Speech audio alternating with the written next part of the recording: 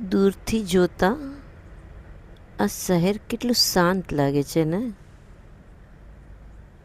ઝબૂકતી લાઈટો, ક્યારેક નીકળતું એકાદું વાહન, બાકી સૂમસામ રસ્તાઓ. પણ દૂરથી દેખાતી શાંતિ ખરેખર અંદરથી પણ શાંતિ જ હોય એવું જરૂરી નથી. આ પ્રકાશથી ભરેલી દરેક બારીઓ,